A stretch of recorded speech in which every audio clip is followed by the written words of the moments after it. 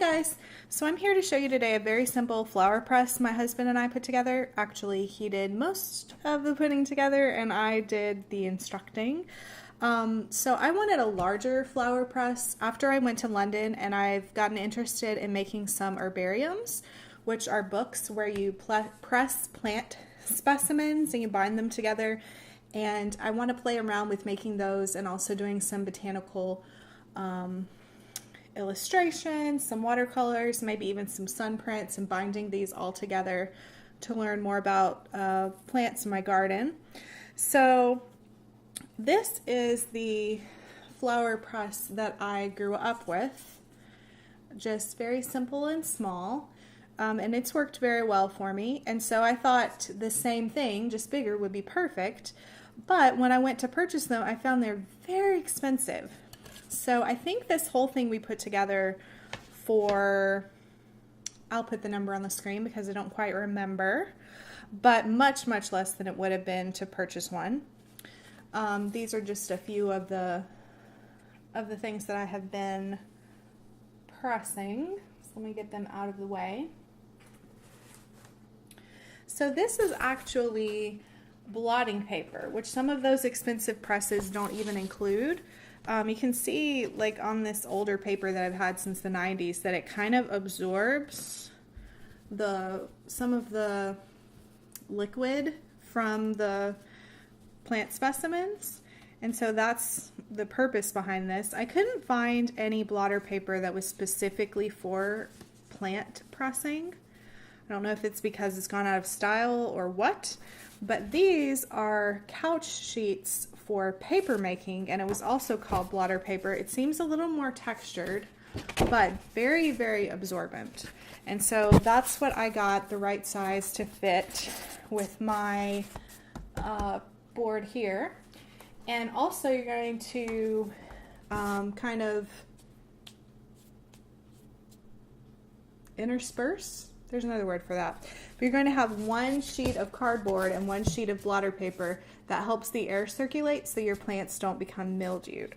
So I'll link to these. I got these, I think I got these off eBay because it was a cheaper price.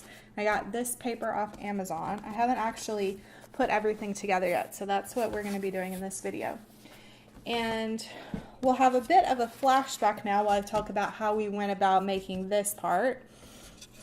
So this is a piece of birch wood, I believe. I wanted something that was sturdy, that wasn't going to just bend, but that was thin.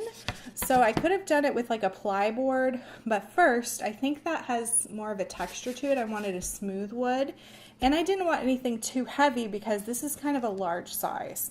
Also, you know, the pretty wood grain did not hurt at all. So what we found is we bought a sheet that was probably 2.5 times this wide, and then Nathan cut it down.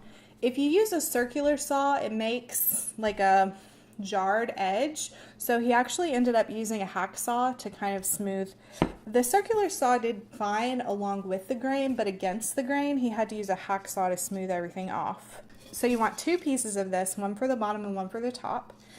And then about like 1 inch in, you're going to screw holes that bolts fit in. And this is what holds your flower press together. So on the underneath of this, I have already layered a washer. Let's see if I can get that to focus for you.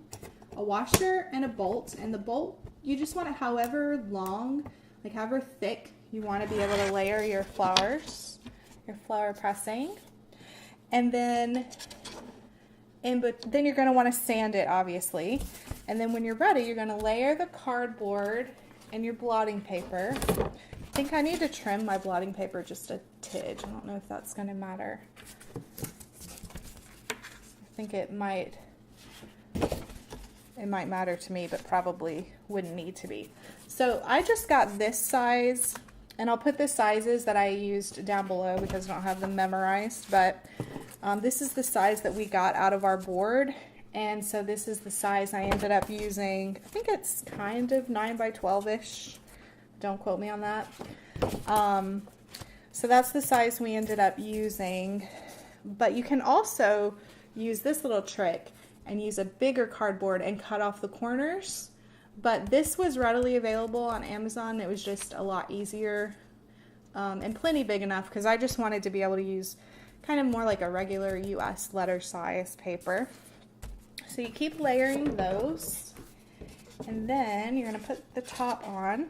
Now I rubbed this down with a little bit of my cutting board oil to kind of bring out the wood grain. I only did that on the outside so that it wouldn't mess up the plants at all. Oops.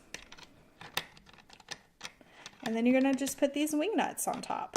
So I will put a link to everything down below, what everything is called, and the measurements, and anything I bought off of Amazon I'll link to. But we actually got most of this at our local hardware store, just not the blotter paper. I think you can use copy paper, but it depends on how damp your specimens are, if that's going to be a problem, if you need a more absorbent paper. And then you're just going to tighten these down and leave your plants to dry, layered between, like these ones were. So here's the paper after I trimmed it to match. Obviously you can recycle, you can use recycled cardboard.